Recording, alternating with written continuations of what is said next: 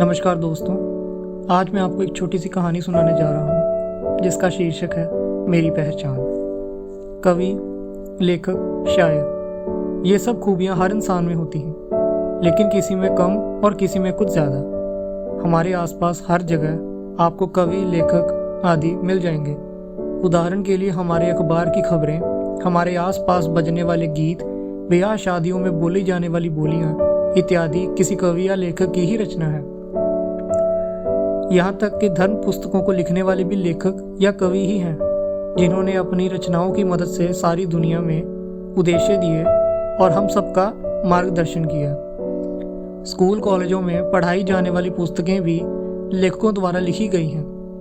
सरल भाषा में कहें तो लेखक या कवि अगर ना होते तो इंसान की जिंदगी रंगहीन होती और उसे पढ़ने लिखने और सही गलत का ज्ञान नहीं होता। मेरी नज़र में सबसे बड़ा लिखने वाला तो भगवान है, जिसने सारे संसार का, उसके जीवों का जीवन लिख दिया। तो चलिए शुरू करते हैं खुदा के नाम से, जो सारे संसार को लिखने वाला है। मेरी कहानी, एक मुलाकात खुद के संग। जैसे कि आप सब जानते हैं कि मेरा नाम आशिम शर्मा है। मैं बचपन से ही एक लेखक था। मेरे खिलौनों के लिए कविताएं लिखना एक आम बात थी। चुटकुले बनाना, डायरी लिखना, कविताएं और नज़में लिखना, ये सब मेरा बचपन से ही जारी था। मेरी नज़र में ये मेरे लिए गॉड गिफ्ट से भी बड़ा कुछ था। जिंदगी करवट बदलती रही, उतार चढ़ाव आते रहे। दिल और मौसम अनुसार मैं लिखता चला गया। स्कूल के दिन मोबाइल फ़ोन का ज़माना तब नहीं था। अगर मोबाइल कुछ समय के लिए मिलता भी था तो हम ज़्यादातर उसमें सांप सीढ़ी वाली गेम खेलना ही पसंद करते थे। जूं वक्त गुजरता रहा, आरजू हुई कि क्यों ना जो भी लिखा जाए उसे इंटरनेट पर डाला जाए, और मेरा ये ख्वाब योर कोट ऐप ने पूरा कर दिया। कुछ 6 महीने मैंने वहीं पर लिखा। बहुत सारे अच्छे लोग मिले जिन्होंने मुझे पढ़ा, समझा और मुझे लिखने के लिए प्रेरित किया। शायरी की दुनिया में अब मैं पूरी तरह से घुस चुका था। मैं देखा करता था कि जो बड़े बड़े लिखने वाले हैं, उन्होंने खुद का नाम कुछ इस तरह दिया होता था कि पढ़ने वाला समझ जाता था कि यह कोई लेखक ही है। उदाहरण के लिए हमारे आजिम दोस्त कवि अज्ञात, मुसाफिर बरेलवी, दिल्ली वाले शायर आदि। मेरा भी बहुत मन हुआ था कि ऐसा एक नाम मेरा भी हो। मैंने दूसरे लेखकों से कहा कि मुझे भी आप कोई नाम दीजिए। उनके दिए हुए किसी भी नाम से मैं संतुष्ट नहीं हुआ। बदलते वक्त के साथ मेरी कविताएं तथा नज़मों में एक नाम शामिल होने लगा, राहिब। और अजीब बात तो यह थी कि यह नाम मैंने कभी नहीं सोचा था। यह नाम कहाँ से आया था मुझे बिल्कुल भी अंदाज़ा नहीं था। बात 20 जुलाई 2018 की है। मैं 19 जुलाई को दिल्ली गया था किसी काम से, और हैरत की बात तो यह है कि मैं 2 दिन से सोया भी नहीं था। आज 20 जुलाई को मुझे वापस लुधियाना आना था। शाम 7 बजे के करीब मैं बस में बैठा और बैठते ही नींद तारी हो गई, और उस नींद में ऐसा ख्वाब था जो मुझे राहिब की पहचान बताने वाला था। तो चलिए अब चलते हैं मेरे ख्वाब में। सारा कुछ बिल्कुल वैसा ही था, वो ही गालिब का शहर जिसे हम दिल्ली के नाम से जानते हैं, और मैं उसी बस स्टैंड की तरफ बढ़ रहा था। रात का 1 बज रहा था और सड़क बिल्कुल सुनसान थी। किसी ने बताया कि 1:05 पर आखिरी बस है, तो मैं बस दौड़ा जा रहा था। जब बस स्टैंड पे पहुंचा तो देखा कि आखिरी बस भी निकल रही है। बस पूरी तरह से भरी पड़ी थी, पांव रखने की भी जगह नहीं थी। मैंने बस के दरवाजे पर लटककर कंडक्टर को आवाज़ मारी तो उसने मना कर दिया कि जगह नहीं। मैंने कहा भाई बहुत ज़रूरी है, तो उसने बोला ठीक है, ऊपर चढ़ जाओ। मैं किसी भी हाल में इस वीराने में रात नहीं गुजारना चाहता था, तो मैं भागकर बस की सीढ़ी पकड़ी और ऊपर चढ़ गया। जब ऊपर पहुंचा तो मैं वहां अकेला नहीं था। एक अजीब सा लड़का वहां पर बैठा हुआ था। उसके हाथ में गिटार थी और वो अजीब सी एक ही धुन को बार बार बजाए जा रहा था। अंधेरा था तो मैं उसका चेहरा अच्छी तरह से नहीं देख पाया। कुछ 15-20 मिनट तक गुजर चुके। मेरे मोबाइल की बैटरी भी खत्म होने को आ रही थी और मोबाइल तकरीबन बंद हो चुका था। और सफ़र लंबा था तो मैंने उससे बात करने की कोशिश की, लेकिन हिम्मत नहीं पड़ी। तभी हाईवे शुरू हुआ और थोड़ी रोशनी हुई। उसके बाल बहुत लंबे थे और उसकी घनी दाढ़ी भी थी। उसकी जुल्फें उसके चेहरे के आगे आ रही थी और जब मैंने उसका देखा ध्यान से तो उसके कपड़े भी कहीं कहीं जगह से फटे हुए थे और गिटार बजा बजाकर उसकी उंगलियों में से खून निकल रहा था और गिटार की स्ट्रिंग्स भी खून से लथपथ थी। अब मुझे बहुत डर लग रहा था और मैं सोच रहा था कि वीराना ही अच्छा था। कुछ आधा घंटा गुजरने के बाद वो गिटार की धुन बंद हुई और उसने कहा, ये इश्क नहीं आसान, बस इतना समझ लीजिए, बस आग का दरिया है और डूब के जाना है। जब मैंने उसकी तरफ देखा तो उसने अपनी उंगली से अपने चेहरे की जुल्फें हटाई तो वो देखकर मेरे पैरों तले जमीन खिसक गई। वो बिल्कुल मेरा ही चेहरा था, मुझ जैसी आंखें, बस उसके बाल और उसकी दाढ़ी मुझसे कुछ थोड़ी लंबी थी। उसे देखकर हैरत में मैं चीख पड़ा और तब वो हंसा और उसने कहा, घबरा मत, भूत नहीं हूं मैं। यह सुनकर मैंने डर भरी आवाज से बोला, कौन हो तुम? उसने कहा, मैं कौन हूं, मैं क्या हूं, रहने दे मुझे, मैं जो भी हूं। अब मैं चुप था। मेरे पास सवाल तो बहुत थे लेकिन पूछने की हिम्मत ना थी। कुछ 5-6 मिनट के बाद वो खुद बोला, मैं शायर ए वक्त हूँ, मुझे लोग राहिब कहते हैं। मैं सुनकर हक्का बक्का रह गया। मैंने धीरे से कहा, राहिब? वो कहता, हाँ राहिब। मैंने कहा, पूरा नाम आपका? उसने कहा, राहिब नरक की आग से, एक कवि। मैंने उससे कहा, कहाँ से हैं आप? उसने कहा, नरक से।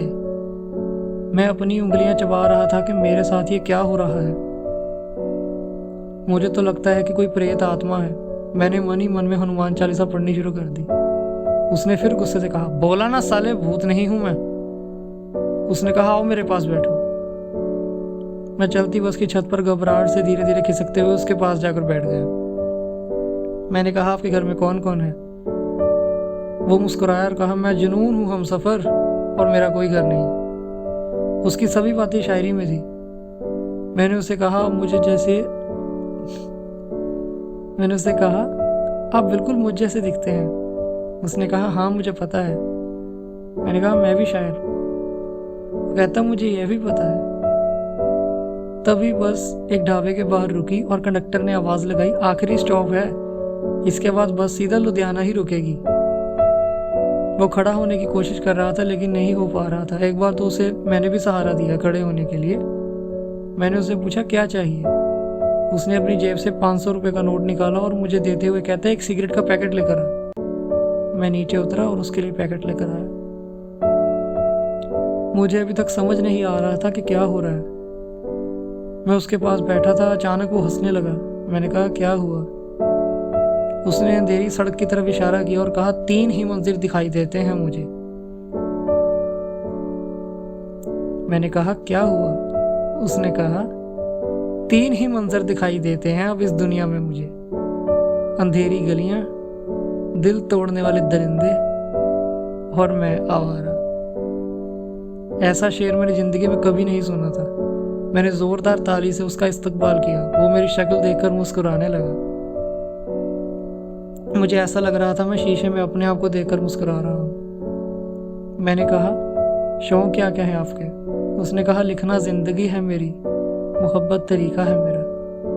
मैं अब पहचान चुका था कि यह शख्स वाकई कोई फनकार है। वो एक के बाद एक सिगरेट जला रहा था। मैंने कहा, इतनी क्यों पीते हो? उसने कहा, पीना चाहता हूँ क्योंकि जीना चाहता हूँ। मैंने कहा, आप ऐसे क्यों हैं? इतनी बड़ी दाढ़ी, लंबी लंबी जुल्फें, खूनी उंगलियां, गिटार की स्ट्रिंग्स भी लथपथ हैं, ये सब क्या है? उसने कहा, कुछ चीज़ों की वजह नहीं होती और कुछ चीज़ें बेवजह होती हैं। मैंने उसे कहा, अगर बुरा ना मानो तो तुम्हारे साथ एक फ़ोटो ले लूं? उसने कहा, शौक से। मैंने अपना मोबाइल निकाला और याद आया कि बैटरी तो डेड है। ये देखकर मैंने कहा कि बैटरी खत्म हो चुकी है, लुधियाना आने पर ही आप मेरे साथ चलना, मैं आपके साथ एक सेल्फी ज़रूर लूँगा। यह सुनकर वो ज़ोर ज़ोर से हंसने लगा और कहा, हाँ हाँ ज़रूर।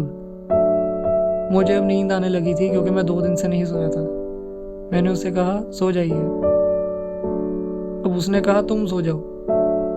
मैंने आधे घंटे तक सोने की नाकाम कोशिश की और फिर से उठकर बैठ गया। वो अपनी गिटार के साथ व्यस्त था। मैंने कहा क्या कर रहे हो? उसने कहा तुम्हें एक गाना सुनाने की तैयारी। मैंने कहा अच्छा, कौन सा गाना? उसने कहा जो तुम अक्सर सुनते हो। वो खड़ा हुआ और मुझे भी खड़ा होने को कहा, और फिर उसने जब शुरू किया तो वो सच में मेरा पसंदीदा गाना था। टूटा हुआ एक साज हूँ मैं, खुद से ही नाराज हूँ मैं, सीने में जो कहीं पे भी दबी है ऐसी कोई आवाज हूँ मैं। मिलने है मुझसे आई फिर, जाने क्यों तन्हाई किस मोड़ पर है लाई आशिकी। गाना गाने के बाद उसने ऊंची आवाज में कहा, राहिब तू मैं ही है और मैं तू ही हूँ, तेरा वजूद तुझसे है और तेरा वजूद मुझसे होगा, और मैं सोया हूँ तेरे साथ रहता हूँ। मैं तेरी तन्हाई हूँ, तेरा अकेलापन हूँ, तेरे टूटे दिल का शायराना भी मैं ही हूँ। और सुन, मैं तब तेरे साथ होऊंगा जब तेरे साथ कोई भी नहीं होगा। तू मुझे हर वक्त अपने अंदर से सुनेगा और मेरी शायरी तेरी जुबान से निकलेगी, और मैं तुझ में ही तेरी खुद से मुलाकात करवाता रहूंगा। इससे पहले कि मैं कोई सवाल करता, यमुना नगर की यमुना नदी के पुल पर बस पहुंची तो उसने अलविदा कहकर बस में यमुना नदी में बस से छलांग लगा दी। और यह देखकर मेरा रंग उड़ चुका था और मेरे दिल की धड़कन बहुत बढ़ चुकी थी। मैं चिल्ला रहा था, बस रोको बस रोको, लेकिन किसी को मेरी आवाज़ सुनाई नहीं दी और मैं हैरत के मारे बेहोश हो गया। फिर मुझे बस के कंडक्टर ने पानी के छींटे मारकर उठाया और कहा, पीकर सो रहे हो क्या? चलो लुधियाना आ गया। मैंने उसे चीख कर कहा, जो ऊपर मेरे साथ था वो कौन था? उसने हैरत से कहा, मियाँ तुम ऊपर अकेले ही थे, क्या हो गया तुम्हें? जब मैंने उस जगह को देखा तो वहाँ गिटार बजते वक्त उसकी उंगलियों के निकला खून वहीं पे था। फिर एक झटके में मेरी नींद खुली तो मैंने देखा कि मैं बस में हूँ और सोकर उठा हूँ और कुछ घंटे का रास्ता भी पड़ा है। मैं गहराई से सोचने लगा था कि यह ख्वाब का मतलब क्या है। जो जो उसने शेर मुझे कहे थे वो मैंने अपने मोबाइल में लिख लिए और आज तक उसका हर एक शेर मेरी जुबान पर आता रहता है। और मेरा जो भी रचनाएं आप सब पढ़ते हैं, मुझे लगता है कि वो मैं नहीं लिखता, वो कहीं ना कहीं मेरे दिल की गहराई से ही निकल कर आते हैं। और जब जब मैं अकेला होता हूँ मुझे उसका एहसास होता है। कभी भी किसी भी तरफ गलत नज़र उठाने से पहले कहीं अंदर से आवाज़ आती है, राहिब भगवान ने तुझे इसलिए पैदा नहीं किया। वो ख्वाब था या हकीकत मुझे नहीं पता, लेकिन मेरे शब्दों में वो जो भी होकर मैं ही था। और आज कुछ 1 साल के करीब हो चुका है और उसकी शायरी और उसकी कविताएं आज भी मुझसे ही निकलती हैं और मैं सब लिख कर रख लेता हूँ।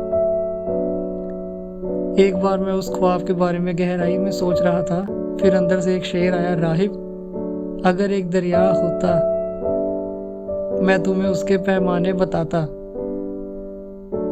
वो मुकम्मल सागर है जिसकी गहराई कोई नहीं जानता। तो यह है राहिब की कहानी, जो कहता था कि मैं लेखक हूँ, वो भी नरक की आग से। अब सच्चाई और झूठ क्या है मैं नहीं जानता, लेकिन जो भी है ये ही है, और ये जो भी है मैं आज तक नहीं समझ सका। बहुत बहुत शुक्रिया।